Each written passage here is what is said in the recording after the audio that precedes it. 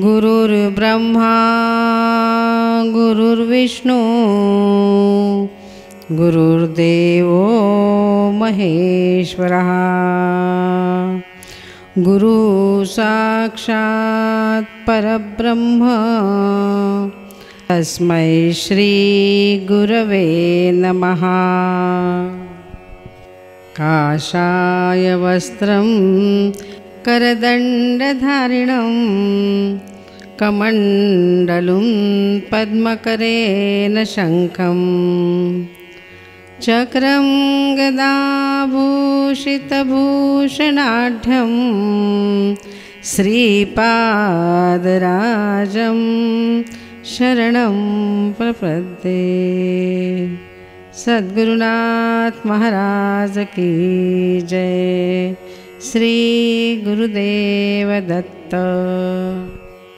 श्रीपाद श्री वल्लभ चरितामृत अध्याय 9। या अध्याय पठणाने प्रारब्ध कर्म नाश होतो। कर्मफल मीमांसा। आज गुरुवार आहे। सकाळी सूर्योदयासमयी गुरूंचा होरा चालू आहे। मी व तिरुमलदास एका खोलीमध्ये ध्यानस्थ बसलो होतो। सूर्याची कोवळी किरणे खोलीत डोकावत होती। काय आश्चर्य! त्या कोवळ्या सूर्यकिरणात श्रीपाद श्री वल्लभांचे आम्हा दोघांस दर्शन झाले। सूर्यकिरणांच्या प्रवेशाने आम्ही भानावर आलो। परमपूजनीय अत्यंत मंगलप्रद असलेले 16 वर्षांचे श्रीपाद श्री वल्लभांचे रूपदर्शन घडणे केवळ परमप्रभूंच्या अव्याज करुणेचे फळ होय। क्षणभर दर्शन देऊन ते रूप अंतर्धान पावले। श्रीपाद प्रभूंना नैवेद्य म्हणून चणे ठेवले होते। सूर्यकिरणांच्या स्पर्शाने ते चणे लोहखंडात रूपांतर पावले। याचे मला आश्चर्य वाटले व मन दुःखी पण झाले।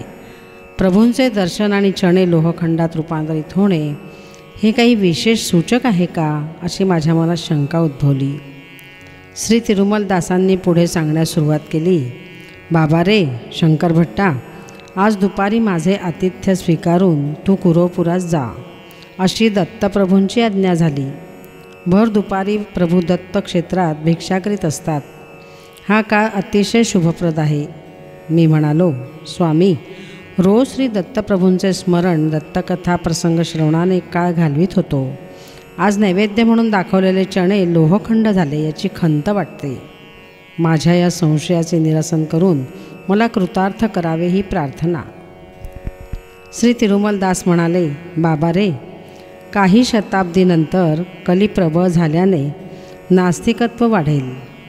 नास्तिकत्वाचे निर्मूलन करून अस्तिकत्वाची स्थापना करण्यासाठी प्रभू चित्रविचित्र लीला दाखवून अनुग्रह करतील।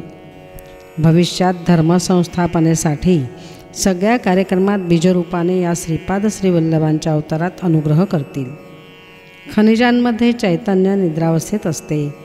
खनिज स्थितीत प्राण अंतर्लीन होऊन राहतो। खनिजामध्ये अनेक रासायनिक प्रक्रियांमुळे प्राणाची उत्पत्ती होते। प्राणामध्ये मन अंतर्लीन असते। प्राणरूपात चैतन्य अर्धनिद्रावस्थेत असते। हे तुला वृक्षामध्ये स्पष्ट दिसेल। मादक द्रव्याच्या सेवनाने मनुष्य त्याच्या देहात या स्थितीचा अनुभव करतो। प्राणशक्ती रूपाने व्यक्त झालेले चैतन्य तत्वपरिणाम क्रमाने विकसित होऊन मनाच्या माध्यमाने कर्म करण्यास अभ्यस्त होते। ही स्थिती तुला पशुमध्ये आढळते। पशुचा पूर्ण विकास तोच मनुष्य म्हटला जातो। मनुष्यात मनःशक्ती पूर्णपणे कार्यरत असते, तर मनास अतीत असलेले अतिमानस एक आहे, ते अंतर्लीन स्थितीत असते। मानव योगसाधनेने परिपूर्ण होतो। तो मूलाधारात सुप्त असलेल्या चैतन्यास सहस्रारात नेऊन सविकल्प निर्विकल्प समाधी स्थितीस प्राप्त करून घेतो। परम ज्योतिस्वरूप असलेल्या श्री गुरूंशी तादात्म्य स्थितीचा अनुभव घेतो। त्या स्थितीमध्ये अनिर्वचनीय आनंदाचा अनुभव घेतो। तर त्याची वर्तणूक मात्र महासंकल्पास अनुसरून असते, म्हणून तो कर्मबंधनापासून अलिप्त असतो। त्या महासंकल्पाचे स्वरूप अचिंत्य अगम्य व कल्पनातीत असून महाप्रचंड वेगवान असते। अतिमानस हे केवळ श्री प्रभूंचे आहे। प्रत्येक क्षणात कोट्यावधी प्रार्थना श्री प्रभू स्वीकार करतात। धर्मसंमत असलेल्या प्रार्थनेस तात्काळ प्रचिती देऊन दुःख निवारण करतात. धर्मबद्ध असलेल्या प्रत्येकाच्या इच्छा पूर्ण करतात. मानवाच्या मनाचा वेग कुर्मगतिवत असून श्री प्रभूंच्या अतिमानसाचा वेग महाप्रचंड व कल्पनातीत आहे. महाप्रचंड वेग असलेल्या प्रकाशाचा वेग पण त्यांच्या अतिमानस वेगापुढे कमी पडेल. मानव किंवा कुठल्याही प्राण्याने केलेली लहानशी प्रार्थना प्रभूंच्या दिव्य तेजपुंजाद्वारे प्रभूस पोहोचते. समस्त दृश्यादृश्य शक्तींचा आधार प्रभूच आहेत. सर्व लोक प्रकाशमान होण्याचे कारण त्यांच्या शरीरातून बाहेर पडणारे ज्योतिपुंज असून दुसरे काही नाही. अनंत कोटी ब्रह्मांडात प्रकाशमान असणारे सूर्य, नक्षत्रादींचे संयुक्त प्रकाशमानसुद्धा त्यांच्या तेजापुढे सूर्यास दिवटी दाखवल्या समान होय. बाबा रे, हे श्रीपाद श्रीवल्लभांचे खरेखुरे तत्व होय. अनंत शक्ती, अनंत ज्ञान, अनंत व्यापकत्व असलेल्या त्या निर्गुण निराकार स्वरूपास सृष्टीबद्दल असलेल्या अव्याज अनंत करुणेपोटी सगुण साकार मनुष्यदेह धारण करून श्रीपाद श्रीवल्लभांच्या रूपात दर्शन देत आहेत. हे जाणण्यासाठी मानवास परिपूर्णता आली पाहिजे. श्रीपाद श्रीवल्लभांचे दिव्य स्वरूप.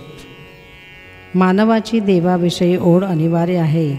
तसेच देवसुद्धा अनंत परिमितीत लांघून निम्न स्तरात जन्म घेतात. ह्यास अवतरण असे म्हणतात. ही एक निरंतर चालू असलेली योगक्रिया आहे. सृष्टीमध्ये सत्याची एकदा स्थापना झाली की ती स्वयंसिद्ध प्रयत्नरहित कार्यरत असते. सत्य, ज्ञान, अनंत स्वरूप असलेले श्रीपाद श्रीवल्लभ हे अनेक सत्या सृष्टीमध्ये स्थापना करण्याच्या संकल्पाने दिव्य भव्य अवतार घेतात. ते साक्षात दत्तप्रभू होत. मी म्हणालो, स्वामी, आपल्याशी चर्चा करीत असता मला कितीतरी नवीन विषयांचा उलगडा झाला, तरी श्री गुरुस्वरूपाचा अंत लागत नाही. त्यांचे हे दिव्य व भव्य चरित्र कसे लिहावे व त्यांना कसली व्याख्या द्यावी हे समजत नाही.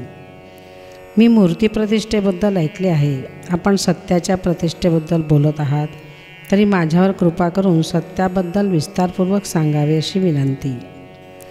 श्री तिरुमलदास म्हणाले, बाबा रे, तुझ्याकडून श्रींचे चरित्र लेखन कार्य व्हावे असा संकल्प पूर्वीच झाला असून तुझ्या संपर्कात येणाऱ्या श्रीपादांचे भक्त शिरोमणी हे अनुभव तुला सांगतील. या विषयात लेखणीबद्ध कर. तुझ्या व्याख्यांची इथे आवश्यकता नाही. श्रींचे चरित्र स्वतः श्रीच तुझ्या लेखणीच्या माध्यमातून लिहून घेतील. ह्या उपर विचार करणे व्यर्थ आहे. मनुष्य नाना प्रकारचे अन्न सेवन करतो. सेवन केलेले अन्न आपोआप पचन होऊन शरीरास शक्ती प्रदान करते. त्या पाचनक्रियेमध्ये मनुष्याचा प्रयत्न नसून शरीराचे काम आहे. मनुष्याचे कर्तव्य केवळ अन्न संग्रह करून ग्रहण करणे एवढेच. भोजन केल्यावर अन्न पचवणे हे शरीराचे कर्तव्य होय. म्हणजे तुझे कर्तव्य अन्न मिळवणे असा विधीचा निर्णय आहे. भोजन केलेले अन्न पाचन करण्याचे कर्तव्य शरीराचे आहे. मनुष्यात मन असल्याकारणाने तो स्वेच्छेचा अनुभव घेतो. म्हणून खरे खोटे, बरे वाईट दोन्ही घडण्याची शक्यता आहे. शरीरास ती स्वेच्छा नाही. जेवलेले अन्न पचन करून शरीरास शक्ती संपन्न करणे हे शरीराचे कर्तव्य आहे असा विधीचा निर्णय आहे. मनुष्यास इच्छा असो किंवा नसो, त्याच्या प्रयत्नाशिवाय शरीर आपले कर्तव्य पार पाडत असते.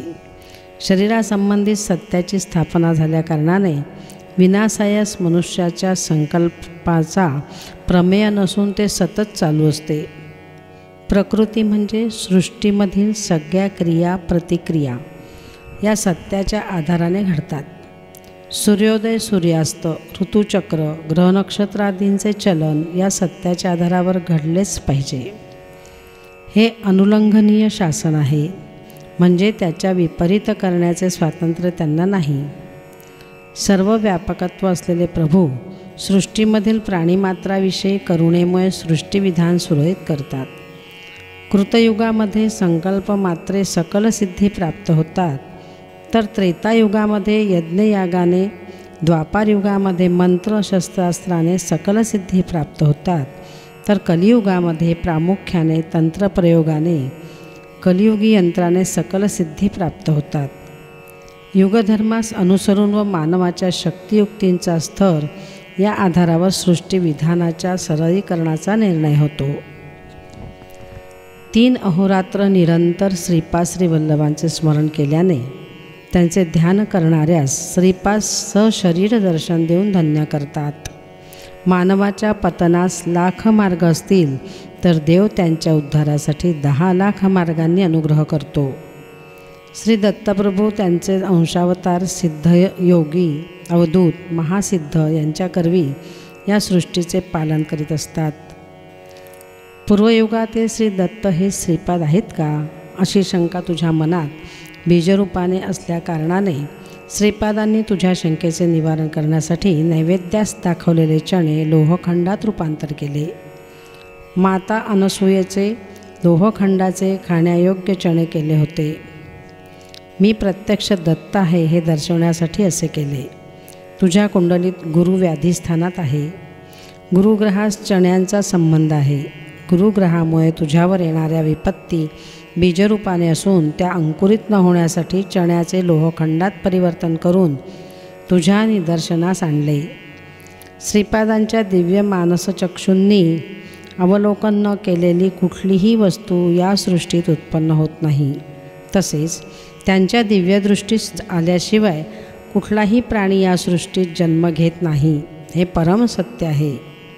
सत्यवस्तूसंबंधी ज्ञान सुप्रतिष्ठित असल्याकारणाने या ज्ञानाची प्राप्ती झालेले या लोकातून अंतर्धान झाले तरी नाश नाही. त्या ज्ञानास प्राप्त करण्यायोग्य मानव या सृष्टीमध्ये जन्म घेतल्यावर ते ज्ञान आपोआप त्यास होते. दैवशक्ती, चिरंजीव मुनी, अवतारी पुरुष हे सगळे अविनाशी तत्वांचेच अंश आहेत. मानव विनाशी तत्वाचे अंश आहेत. अविनाशी तत्वाचे ज्ञान स्थिती, गती, शक्ती एका विशिष्ट प्रकारे असले पाहिजे असा नियम नाही. ते स्वेच्छातत्व आहे, परिपूर्ण आहे. ते अत्यंत प्राचीन व नित्यनूतन आहे. कारण नसलेले कार्य होणे असंभव आहे. सर्व कारणास व सर्व कार्यास एकमेव असे तत्वच आधार आहे. ते अतीत व अगम्य आहे. त्यालाच दत्ततत्व असे म्हणतात. त्या दत्तप्रभूंनी या कलियुगात आपल्या संपूर्ण कलांनी परिपूर्ण प्रथम श्रीपाद श्रीवल्लभांचा अवतार या पीठिकापुरात घेतला. अशा श्रीपाद श्रीवल्लभांचे वर्णन करण्यास सहस्त्रफणी अधिशेषात सुद्धा सामर्थ्य नाही. बाबा रे, श्रीपाद श्रीवल्लभ श्री नृसिंह सरस्वतींचा अवतार घेणार असल्याचे बरेच वेळा सूचित केले होते. हिरण्यकश्यपाने विचित्र असा वर प्राप्त केल्यावर आता त्याचा मृत्यू असंभव आहे असे वाटत होते. दिलेल्या वरदानाविरुद्ध न जाता कल्पनातीत अशा विधानाने श्री नृसिंह भगवानांनी हिरण्यकश्यपाचा वध करून परमभक्त असलेल्या प्रल्हादाचे रक्षण केले. प्रभू स्तंभामध्ये विराजमान आहेत असा प्रल्हादाने निर्धार केला. प्रभू स्तंभातून प्रगटले. देव आहे किंवा नाही असा संशय या कलियुगात बहुतेकांच्या मनात येतो. कलियुगातील हिरण्यकश्यपाचा मद नाश करून प्रल्हादासारख्या भक्तांचे रक्षण करण्यासाठी श्री दत्तप्रभूंचा श्री नृसिंह सरस्वतींचा अवतार होणार आहे. देव आहे हे सिद्ध करण्यासाठी नरसिंह अवताराचे वैशिष्ट्य श्रीपाद श्रीवल्लभ व नृसिंह सरस्वतींचे अवतार दैवदूषण करणाऱ्यांचे मद नाश व देवभक्ती करणाऱ्यांचे डोळ्यांचे पापणीसारखे रक्षण करणे या 2 प्रधान उद्देशाने झाले. श्रीपाद श्रीवल्लभास साध्यासाध्य असे काही नाही. तिरुमलदास बोलत होते. मी ऐकत होतो. माझ्या मनात एका संशयाने घर केले. मी भुर्जपत्रावर श्रीपाद श्रीवल्लभांचे चरित्र लिहित होतो. भविष्यकाळात लोक कुठल्या पत्रावर स्वामींचे चरित्र लिहितील बरे? शालिवाहन शकाच्या अंतर्गत सध्याचे व्यवहार चालू आहेत. हुण शक प्रचारात येणार असल्याचे स्वामींचे म्हणणे आहे. खरे पाहता श्रीकृष्णाचे निर्वाण कधी झाले? हे कलियुग कोणत्या दिवशी कुठल्या घटिकेस विघटिकेस आरंभ झाले? भविष्यकाळातील लोकांच्या कालगणनेप्रमाणे भविष्यात उपयोग होणाऱ्या पत्रावर जर श्रीपाद श्रीवल्लभ लिहून दाखवीत असतील तर श्रीपाद खरेच श्री दत्ताचे अवतार आहेत याचा मला विश्वास होईल. माझ्या मनातला संशय तिरुमलदासांच्या पुढे व्यक्त न करता ते जे सांगत होते ते ऐकण्याचे सोंग करीत लोहखंडात परिवर्तित चण्यांकडे मी बघत होतो. तेवढ्यात तिरुमलदासांचे कंठस्वर क्षीण होऊन वाक्शक्ती नष्ट झाली. कानठया बसतील असा भयंकर ध्वनी झाला. तो ध्वनी ऐकल्यावर मला बधिरत्व प्राप्त झाले. एका क्षणात मला बधिरत्व व तिरुमलदासांना मुखत्व प्राप्त झाले. तिरुमलदास बोलण्याचा प्रयत्न करीत होते, पण त्यांच्या मुखातून शब्द निघत नव्हते. मी ऐकण्याचा प्रयत्न केला तरी मला काहीच ऐकू येत नव्हते. मनात सारखा एकच विचार होता. नको ते संशय मनात आले व परिणाम बधिरत्वाची प्राप्ती. आयुष्यभर आता बधीर म्हणून असावे का? का माझे नशीब? मी काय करू? इतक्यात नैवेद्यासाठी ठेवलेले चणे अर्थात लोहखंड तेलुगू भाषेत श्रीपाद राजम शरणम प्रपद्ये अशा अक्षरात रूपांतरित झाले. त्याच्यावर पांढरे शुभ्र असे पत्र दिसून आले. आम्ही बघता बघता त्या पत्राचा आकार वाढून दीर्घ चतुरस्र असा झाला. भुर्जपत्रापेक्षा अतिशय पातळ स्पर्शास मृदू वाटत होते. त्यावर काळ्या रंगाचे सुंदर अक्षर उमटले. तेलुगू लिपीत त्यावर असे लिहिले होते, श्रीकृष्णाचे निर्वाण ख्रिस्तपूर्वी 3102 साली फेब्रुवारी 18 तारखेस रात्री 2:27 झाले. प्रमादीनाम संवत्सर चैत्र शुद्ध प्रतिपदा शुक्रवार अश्विनी नक्षत्र श्रीकृष्ण निर्वाणानंतर कलियुगाचा प्रवेश झाला. हे विचित्र पाहिल्यावर माझ्या अंगास दरदरून घाम फुटला. अतिस्वेदनाने शरीर शक्तिहीन झाले. शरीर कंपायमान झाले. श्रीपाद श्री वल्लभ अदृश्य रूपाने येथेच आहेत असा मनाचा निश्चय झाला. मनात विचार आला की काय माझे दुर्दैव. कुरुपुरात जाणे आता एका स्वप्नासारखे आहे. श्रीपाद नरसिंहावतार धारण करून माझा वध केला तर काहीच आश्चर्य नाही. वस्त्र धुवून पिळून वाळत टाकतात तसे शंकर भट्टास धुवून वाळत टाक अशी आज्ञा तिरुमलदासास झाली तर मी काय करू? तिरुमलदास नक्की मला वस्त्रासारखे दगडावर आपटून पिळून वाळत टाकतील. ब्रह्मज्ञानासंबंधित विषयांचा आपण आत्मज्ञानी आहोत याचा आव आणून क्वचित गुरु आपल्या शिष्यवर्गास बोध करीत. द्रव्यार्जन हेतूने एखाद्या शिष्याची प्रशंसा पण करतील. तो शिष्य अमक्या गुरुने माझी प्रशंसा केली या अहंकाराने मिरवीत असतो. गुरु शिष्य दोघेही दोषांचे भागीदार होत. रजक कुलात जन्म झालेल्या तिरुमलदासांच्या करवी ब्रह्मकुलोत्पन्न अशा मला ब्रह्मज्ञानाचा बोध होणे हा श्रीपादांचा चमत्कार होय. परिसरातील इतर रजक आपल्या वृत्तीमध्ये निमग्न होते. त्यांच्यामध्ये या गहन चरित्राविषयी चर्चा करण्याची किंवा जाणून घेण्याची इच्छा पण नव्हती. आता मला श्रीपादांना शरण जावे लागेल. मी तिरुमलदासांच्याकडे पाहिले. त्यांचे मुख ब्रह्मतेजाने झळकत होते. माझ्या मनास असे वाटले की तिरुमलदास ब्राह्मण असून मी रजक आहे. त्यांचा चेहरा प्रसन्न वाटत होता. नैवेद्यास दाखवलेले चणे लोहरूप त्यजून यथावत झाले. श्रीपादांनी मला क्षमा केली असे वाटत होते. काही क्षणात ते शुभ्र पत्र अदृश्य झाले.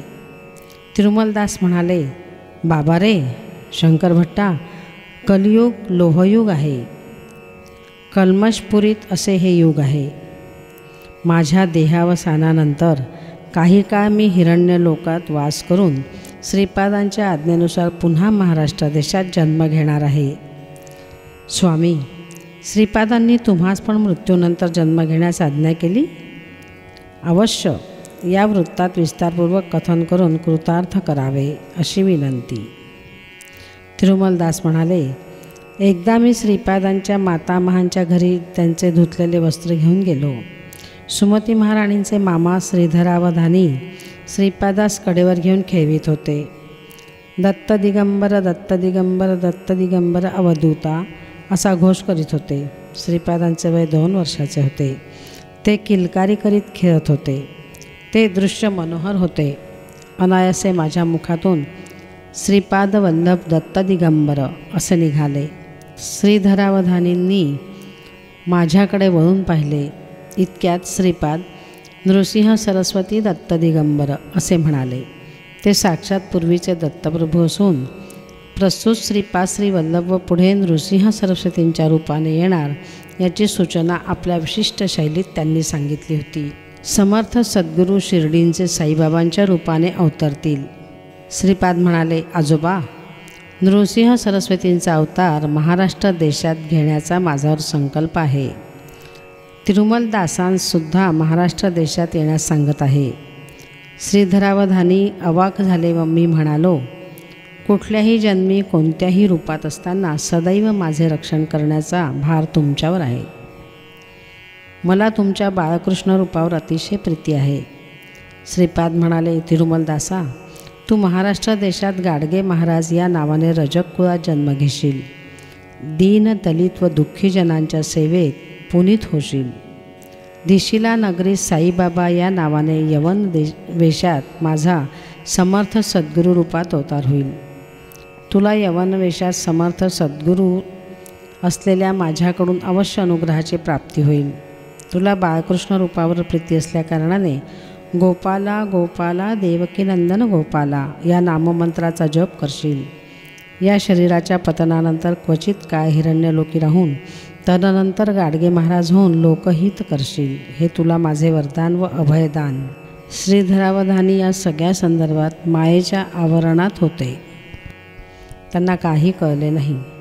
सुमती महाराणीच्या हाकेसरशी त्यांच्यावर असलेले मायेचे आवरण दूर झाले. श्रीपाद सामान्य बालक आहेत अशी त्यांची धारणा झाली. मी म्हणालो, स्वामी, श्रीकृष्णाने भगवद्गीतेत सांगितले होते की कर्माचे फल अनिवार्य आहे, तर श्रीपाद या नियमांचे उल्लंघन न करता कर्मनाश कसे बरे करतील? सद्गुरू सत्पुरुषास योगियास दिलेल्या दानाचे फळ. तिरुमलदास म्हणाले, श्रीकृष्णाने कर्माचे फळ भोगल्याशिवाय चुकत नाही असे म्हटले खरे, पण ते कर्मफल जागृतावस्थेत भोगावे असे म्हटले नाही. ते स्वप्नावस्थेतसुद्धा भोगू शकता.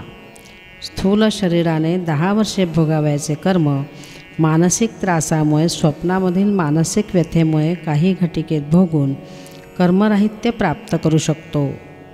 सत्पुरुषास योगियास दान धर्म केल्याने दैवी कृपेमुळे पापकर्मांचा क्षय होतो.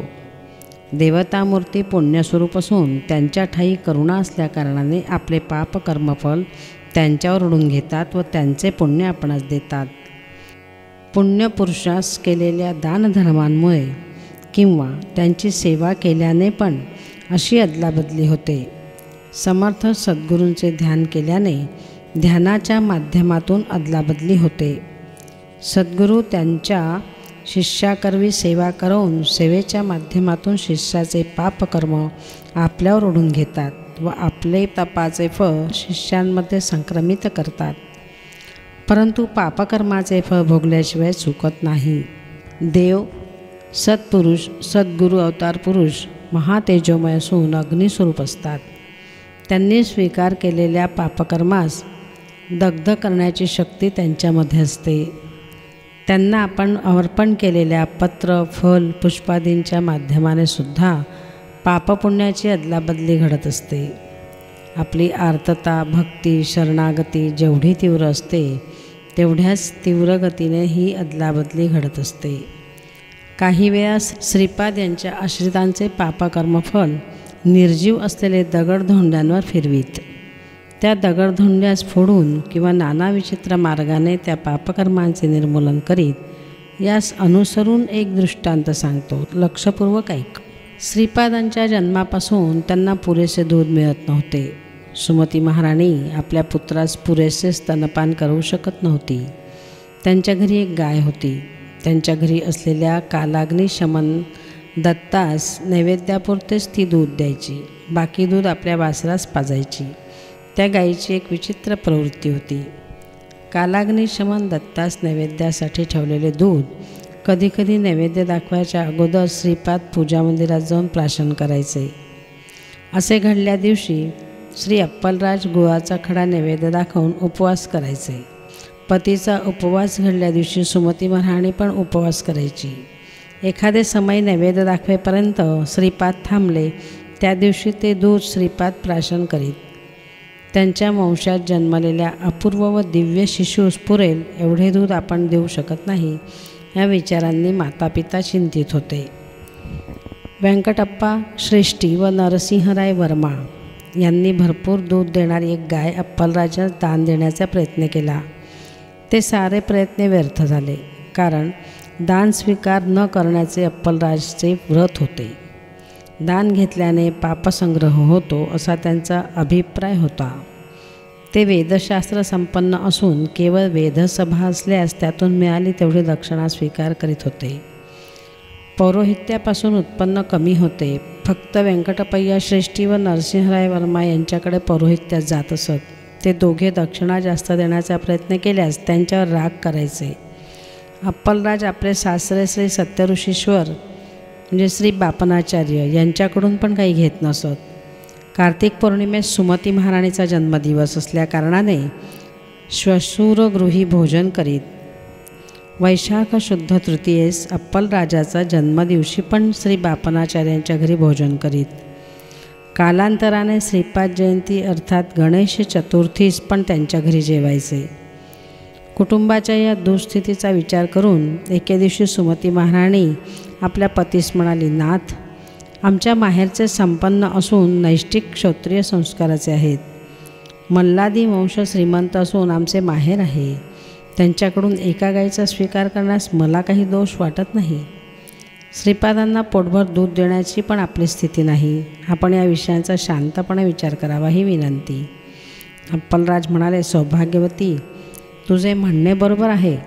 सत्यऋषीश्वर पापरहित असून त्यांच्याकडून गाय घेतल्याने दोष घडत नाही. पण या विषयात शास्त्रसंमती असणे आवश्यक आहे. श्रीपादांच्या जन्मापूर्वीपासून आजपर्यंत आश्चर्यकारक घटना घडत आल्या. श्रीपाद दत्ताचे नवावतार असल्यास आपल्या घरी असलेल्या गायीने भरपूर दूध दिले असते नाही का? किंवा तुझ्या स्तन्य क्षीराची समृद्धी झाली नसती का? बरे, मोठा मुलगा श्रीधरराज शर्मा आंधळा व लहान मुलगा रामराज शर्मा पंगू आहेत. श्रीपाद त्यांचे अंगवैकल्य नाहीसे करून त्यांना विमुक्त करू शकतात ना? तू या विषयाबाबतीत तुझ्या वडिलांशी चर्चा कर. येऊन जाऊन माझ्या नियमांच्या उल्लंघनाची पाळी माझ्यावर आणता हे उचित नव्हे. सुमती महाराणीने या विषयाचे निवेदन आपल्या वडिलांसमोर केले. बापनाचार्य मंदहास्य करीत म्हणाले, अम्मणी, हे सगळे श्रीपादांचे लीलाविलास आहेत. श्रीपाद समस्यांचे परिष्कार करण्यातच नसून समस्या उत्पन्न करण्यात पण पटाईत आहेत. श्रीपाद दत्त असल्याने योगदृष्टीने मी जाणले आहे. आपल्या घरी गोसमृद्धी आहे. गाय देण्यास केवळ माझी संमती नसून महानंदप्रद पण आहे. दत्तप्रभूस गोक्षीर अत्यंत प्रीतिकर आहे. तुझ्या पतीच्या म्हणण्याप्रमाणे शास्त्रसंमती आवश्यक आहे. अहो, काय विधी वैपरीत्य आहे. श्वशुराकडून संपत्ती लुबाडण्यासाठी नाना परीचे प्रयत्न करणाऱ्या जामातांची या जगामध्ये कमी नाही. पण माझा जामात अग्निहोत्रा समान आहे. त्याचे नियमभंग करण्यास प्रयत्न करणारे आपण वेडे ठरतो. सृष्टीतील पंचमहाभूतांनी स्पष्टरीतीने आमोदन केल्याशिवाय तुझा पती गोदान स्वीकार करणार नाही. श्रीपाद त्यांच्या श्रेष्ठ बंधूंना अंगवैकल्यापासून विमुक्त केल्यास तुमच्या कुटुंबाशी असलेले त्यांचे ऋणानुबंध संपतील. ऋणविमुक्त झालेले दत्त तुमच्या घरी पुत्राप्रमाणे राहू शकत नाहीत. जगद्गुरू होऊन लोकोद्धारासाठी घर सोडून जाईल. म्हणून चुकूनसुद्धा त्यांचे अंगवैकल्य दूर करण्याची इच्छा श्रीपादांसमोर दर्शवू नको. सगळे कालाधीन आहे. का श्रीपादांच्या अधीन आहे. श्रीपादांनी संकल्प केला तर तुझ्यात क्षीरसमृद्धी होईल. परंतु श्रीपादांचे तुझ्याशी असलेले ऋणानुबंध संपतील. ऋणानुबंधातून विमुक्त झालेले श्रीपाद आपल्या कुटुंबात सीमित नसून विश्वगुरुत्वाचे कर्तव्य पालनासाठी आपले घर सोडून निघून जातील. श्रीपादांचा संकल्प झाल्याने घरातील गाय तिची विचित्र प्रवृत्ती सोडून पुष्कळ दूध देईल. मग ही समस्या राहणार नाही. म्हणून तू थोडा काळ धीर धर. दत्तांनी उत्पन्न केलेल्या समस्येचा परिष्कार दत्तच करतील. मी म्हणालो, स्वामी, श्रीपादांच्या बंधूस अंगवैकल्य येण्याचे कारण काय? वंशपरंपरेने आलेले कर्मदोष आहे का? तिरुमालदास म्हणाले, श्री दत्तांचा अवतार सायं संध्येसमयी झाला. श्रीपादांचा उषक्काली झाला. पुढे होणाऱ्या नरसिंह सरस्वतींचा अवतार भर दुपारी अभिजित लग्नावर होणार आहे. दत्तांची लीला अगाध आहे. सायन संध्येनंतर तिमिराचे आवरण येते. जीवन निद्रावस्थेत असते. म्हणून दत्तावतारात योगसाधनेच्या परिणामक्रमानुसार समस्त जीवांचे भारवहन करून जीवास सुखनिद्रा दिली. कोठे जावे, काय करावे, परिणामस्वरूप कोणत्या दिशेने जावे या उद्विग्न मनस्थितीत जीव असतो. हाच गाढ अंधकार आहे. जीवास न कळत परिणामसिद्धी प्राप्त करून देणे दत्तावताराचे वैशिष्ट्य. जीव कुठले प्रयत्न न करता किंवा किंचित प्रयत्नाने त्यांना न कळत अंतःचैतन्याच्या ठिकाणी अगाध परिणाम प्राप्त करतो. हे केवळ भूमंडळात सीमित नाही. श्रीपादांचे आगमन उषक्काली झाले. उषस समयी सूर्यभगवान सगळी शक्ती एकाच वेळी प्रयोग करून जीवास पुनीत करीत असतो. श्रीपादांचे सूर्य हे प्रतीक आहे. जीवातील विविध शक्ती जागृत होऊन नाट्य करीत वैविध्याने परिणामस्थिती प्राप्त करण्याचेही प्रतीक आहे. मध्यान्दिन मार्तंडाचे चंड प्रचंड स्वरूप आहे. आत्मसूर्य आपल्या संपूर्ण शक्तीचा समृद्धीने दशदिशास प्रसार करतो.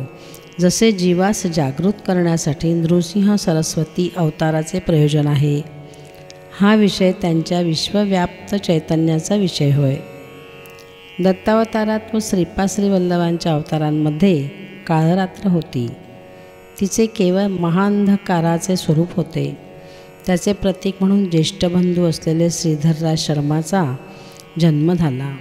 ती रात्र उलटल्यावर होती. ती स्थिती म्हणजे संशय, नास्तिकत्ववाद, कुतर्क, वक्रभाष्य वगैरे ह्याचे प्रतीक म्हणून लहान बंधू श्रीरामराज शर्मा यांचा जन्म झाला. कुठलाही जीव अहंकार सदृश्य तामस वृत्तीचे निरसन करून संशय, कुतर्क, वक्रभाष्य इत्यादींचा त्याग केल्यावर श्रीपाश्रीवल्लभांचा अनुग्रह प्राप्त करतो. ह्यातले रहस्य हेच होय.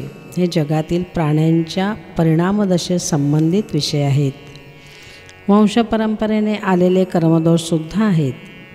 श्री अप्पलराज शर्मा वेलनाडू मंडलातील वैदिक ब्राह्मण, तरी त्यांच्या कुटुंबास ग्रामाधिपत्य होते. श्रीपादांचे पितामह आईनविल्ली या ग्रामाचे अधिकारी होते. त्यांच्या कुटुंबात ज्येष्ठ पुत्रास अधिकार देण्याची परंपरा होती. श्रीपादांच्या पितामहांचे नाव श्रीधरराम शर्मा होते. ग्रामाधिकार असलेल्या ब्राह्मणांमध्ये आपल्या नावास राज या शब्दास जोडण्याची प्रथा होती व ब्राह्मण असल्याचे सुचविण्यासाठी शर्मा या शब्दास जोडत.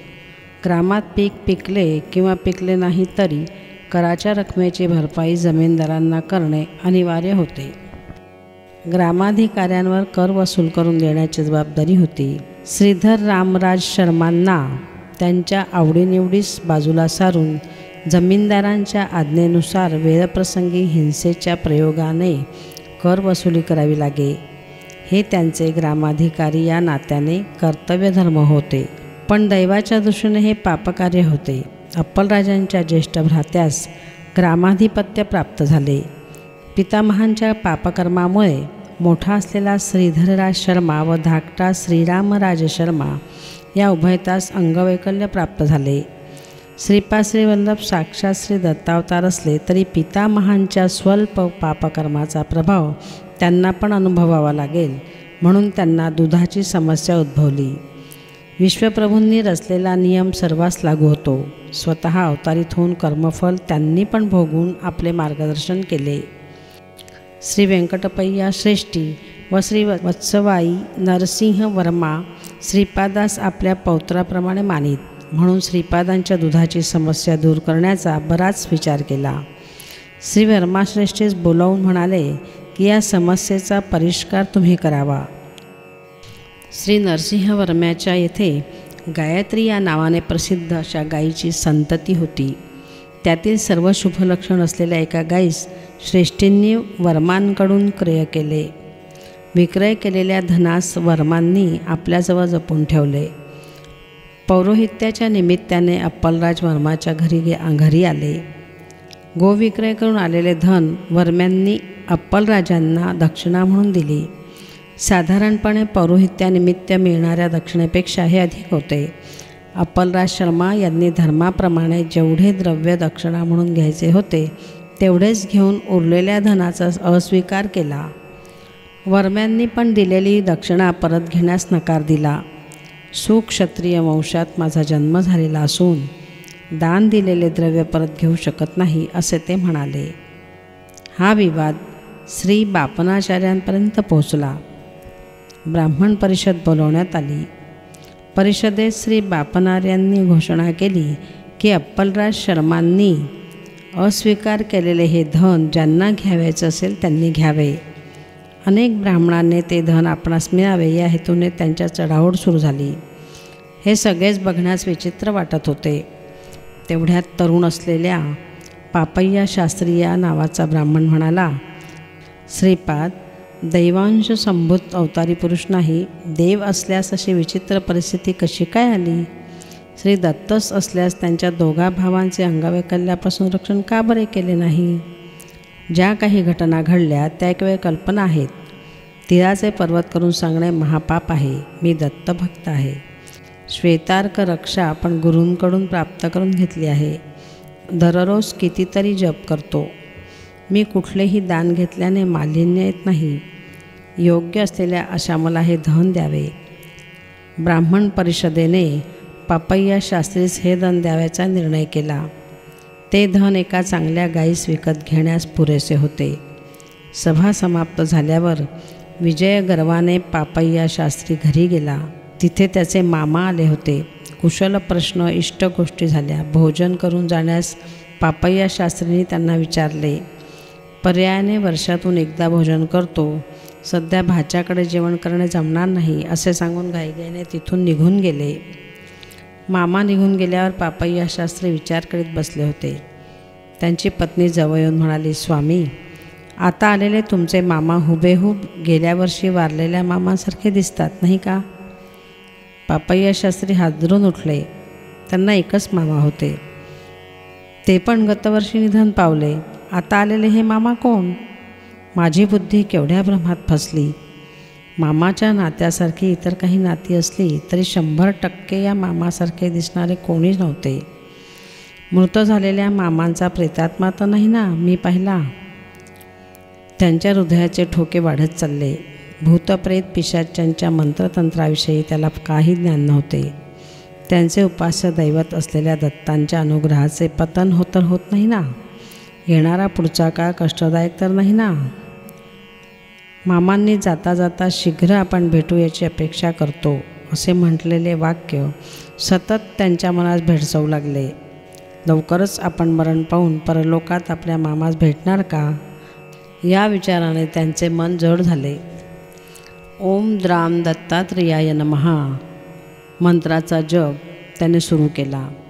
त्या दिवशी मंत्रजप करणेसुद्धा एकाग्र चित्ताने होत नव्हते. श्री कुक्कुटेश्वराच्या मंदिरात स्वयंभू दत्तात्रेयांचे दर्शन घेण्यास गेला. दत्तमूर्तीचे ध्यान करण्यास बसल्यावर ध्यानात शिर नसलेली दत्तमूर्ती दिसली. पण जप करण्यास बसल्यावर मन स्थिर नव्हते. अर्चकाने प्रसाद दिल्यावर असे वाटले की विषपुरीत कलशातून काढून दिले की काय.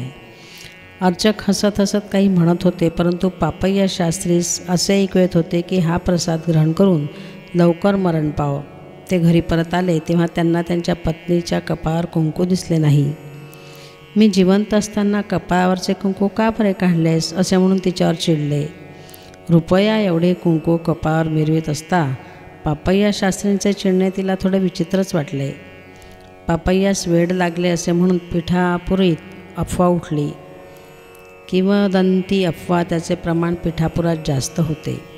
पापय्यास मानसिक व भूतचिकित्सा सुरू झाली. त्यांना वेड नाही असे पापय्या पदोपदी सांगत होते, तरी लोक मानण्यास तयार नव्हते.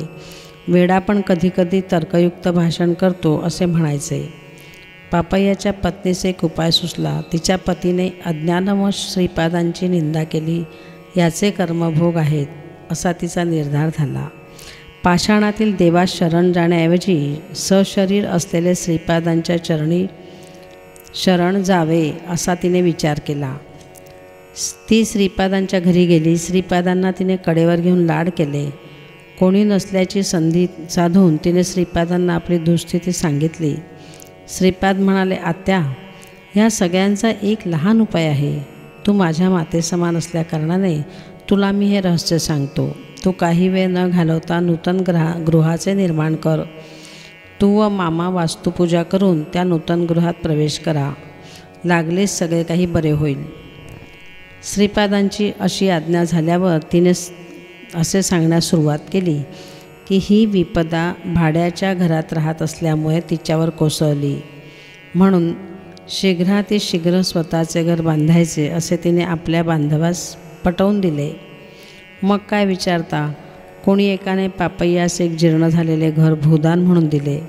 लागलेच घरातील सगळी संपत्ती, धन इत्यादींचा विक्रय करून जीर्णघरास पाडून नूतन गृहनिर्माण कार्य सुरू झाले. गृहनिर्माणासाठी ऋणसुद्धा घ्यावे लागले. पर्वतशिला आणून त्याची शकले करून गृहनिर्माणात वापरण्यात आली. नूतन गृहप्रवेश केल्यावर पापय्या शास्त्री स्वस्थ झाले. बाबा रे, शंकर भट्टा, पापय्याची मृत्यूदशा चालू होती. त्याचे अपमृत्यूच्या संकटापासून श्रीपादांनी रक्षण केले. त्याला मानसिक त्रास, अपमान, धनव्यय इत्यादी कष्ट देऊन कर्मध्वंस केला. तेवढेच नव्हे, पापय्याच्या पापकर्माचे शिलांमध्ये आकर्षित करून या शिलांची शकले करून पापकर्मांचा नाश केला. कर्मध्वंस करण्यास सिद्ध अवधूत विविध व चित्रविचित्र मार्गांचे अवलंबन करतात. स्वस्थ झालेल्या पापय्या शास्त्रीस श्रीपाद म्हणाले, तू केवढा बुद्धिहीन आहेस. तू मनपूर्वक आराधना करीत असलेला श्री दत्त सशरीर रूपाने तुझ्यासमोर उभा असला तरी तू ओळखले नाहीस, म्हणजे तुझे केवढे दुर्भाग्य. कुक्कुटेश्वर मंदिरात असलेली पाषाण मूर्ती तुझे रक्षण करील असा तुझा निर्धार होता, म्हणून तुझे संचित पाप पर्वतशिळांवर फिरवून त्यांची शकले करून तुझे कर्मफळ नाहीसे केले. तुला नूतन गृह करून दिले. सशरीर असलेल्या त्या दत्तास शरण आला असता तर तुझे संचित संस्कार या शरीरावर ओढून तुझे कर्म क्षय केले असते. भक्ताच्या भावनेनुसार भगवंताचे अनुग्रह फल असते. ही लीला घडल्यावर पापय्याने श्रीपाद श्रीवल्लभच दत्ताचे अवतार आहेत असे ओळखले.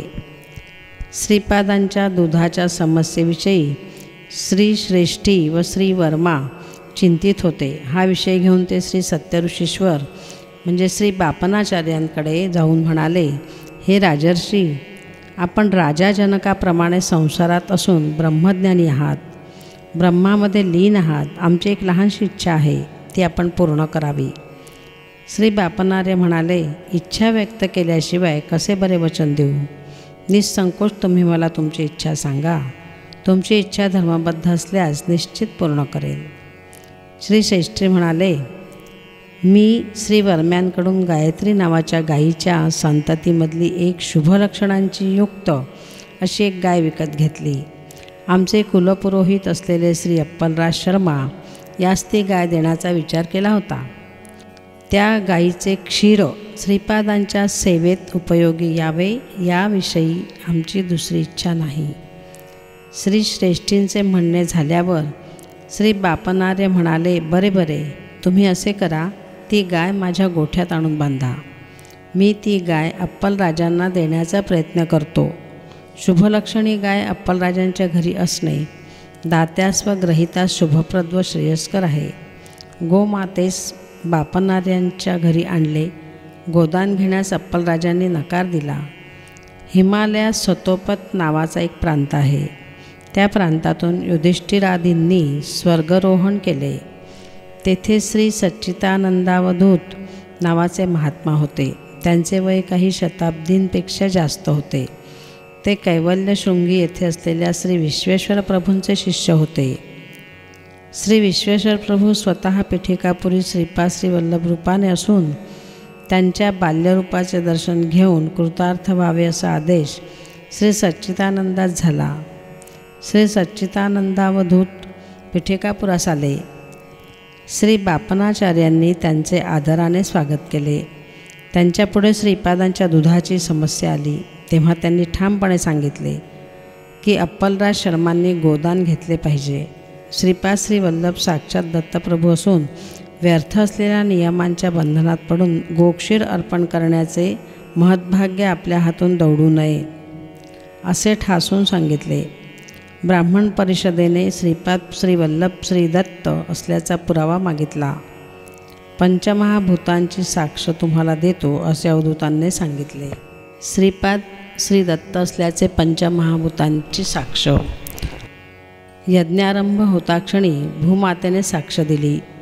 श्रीपाद श्री दत्त असल्या कारणाने अप्पलराज शर्मा यांनी गोदान स्वीकार करावे.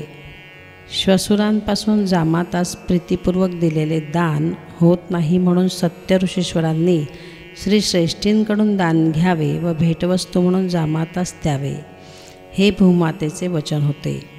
यज्ञारंभ झाल्यावर यज्ञस्थळ सोडल्यास इतर स्थळी पाऊस पडत होता ही दुसरी साक्ष. यज्ञातील हविर्भाव स्वीकारण्यास स्वतः अग्निदेवाले व गोदान घेतल्याने दोष होत नाही असे सांगितले ही तिसरी साक्ष. यज्ञमंडपाव्यतिरिक्त इतर स्थळी वायुदेवाने आपला प्रताप दाखविला ही चौथी साक्ष. आकाशातून दिव्यवाणी झाली की श्रीपाद साक्षात श्री दत्त आहेत ही पाचवी साक्ष. असे पंचमहाभूत साक्षी झाल्यावर अप्पलराजांनी गोदानाचा स्वीकार केला. गोदानाचे फळ श्रेष्ठींस प्राप्त झाले. त्या कारणाने गायीच्या विक्रीची किंमत नरसिंहवर्माने अप्पलराज शर्मायास देण्याचा निर्णय झाला. अशा प्रकारे अवधूतांच्या सान्निध्यात श्रेष्ठी व वर्म्यांस अपूर्व अशा पुण्याचा लाभ झाला. भविष्यकाळात कोकणद म्हणजे काकीनाडा या नावाने वायसपूर अग्रहार प्रसिद्ध होईल. श्यामलांबापूर, समरला कोटा, श्री पिठिकापूर एकत्र होऊन महानगराचे स्वरूप धारण करील. जगातील सगळ्या देशांचे, सगळ्या धर्माचे किंवा पंथाचे लोक कुठल्या तरी जन्मी एके दिवशी पिठिकापूर येतील व श्रीपादांचे दर्शन घेतील. श्रीपादांचे चरित्र संस्कृत भाषेत लिहिले जाईल. श्रीपाद श्री वल्लभ चरितामृत हा ग्रंथ श्रीपादांच्या आशीर्वादाने प्रसिद्ध होईल. भुर्जपत्रात लिहिलेले ग्रंथ श्रीपादांच्या संकल्पाने अदृश्य रूपाने श्रीपादांच्या जन्मस्थानी 7 मनुष्यांच्या उंची इतके खोल निक्षिप्त राहतील. त्यांच्या जन्मस्थानी श्रीपादुकांची स्थापना व मंदिराचे निर्माण होईल. श्रीपादास गोदान केलेले महापुण्यशाली व्यंकटपय्या श्रेष्ठी खरोखर धन्य आहेत. त्यांच्या कुटुंबात धनधान्याची समृद्धी असेल. ते हिरण्यलोकात थोडा काळ राहून पुन्हा महाराष्ट्र देशात ऐश्वर्यवंत वैश्यकुळात जन्म घेऊन श्री नृसिंह सरस्वती अवताराचे सुद्धा दर्शन घेतील. बाबा रे शंकर भट्टा, हे गोदान अत्याधिक विशेष शुभप्रद आहे. तू कुरवपूर प्रयाणाची तयारी कर. श्रीपाद श्री वल्लभ सदैव तुझे रक्षण करतील. श्रीपाद श्री वल्लभांचा जय जयकार असो. श्रीपादराजं शरणं प्रपद्ये. सद्गुरुनाथ महाराज की जय. श्री गुरुदेव दत्त.